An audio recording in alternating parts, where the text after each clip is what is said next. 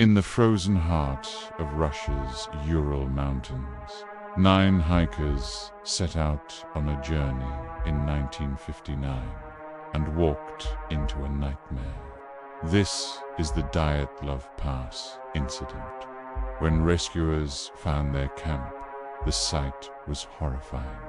The tent stood still, dusted with snow, but it had been slashed open from the inside, as though those inside had torn their way out in desperation. Their boots, coats, and food lay untouched. Whatever had come for them had driven them into the night barefoot, half-dressed, running headlong into a blizzard that promised only death. Tracks led away from the camp, bare feet, socks, prints that staggered and twisted as though the hikers were fleeing something unseen. Then came the bodies. The first were found near the trees, stripped nearly naked, their skin frozen, mouths open in silent screams.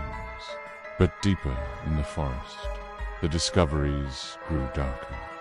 One man's skull was caved in, yet his skin was untouched, as though crushed by a force that left no external mark. Another had her ribs shattered inward, bones snapping like twigs, but no bruising showed on her chest.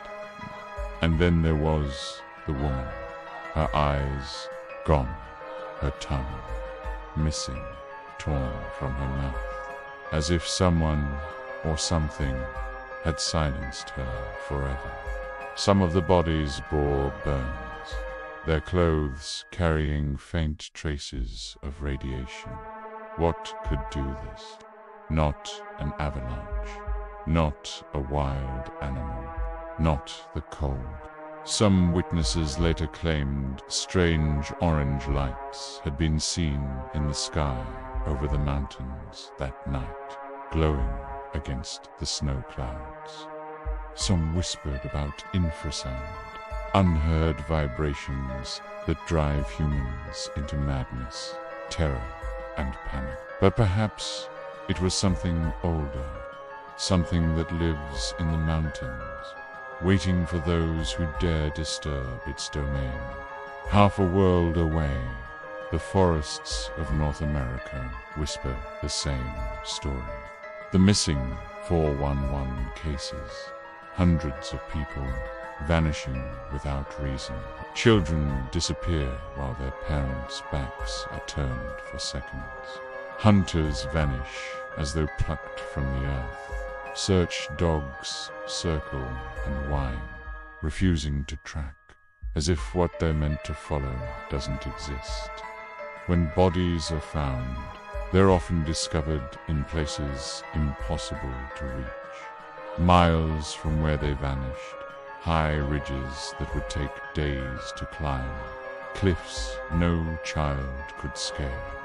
Many are stripped of clothing despite freezing weather, their belongings scattered like breadcrumbs. And some are found in places that searchers had already scoured, as though whatever took them was toying with those left behind. The similarities are chilling. The panic, the removal of clothing, the injuries that defy science.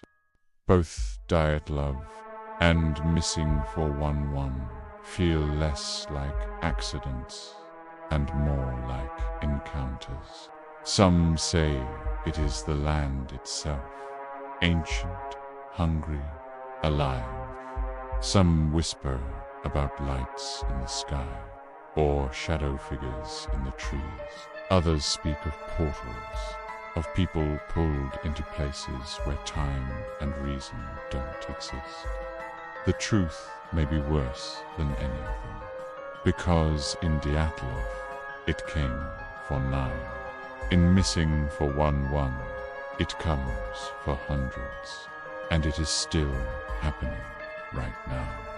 What stalked those hikers in the Ural Mountains may be the same thing that stalks our forests today.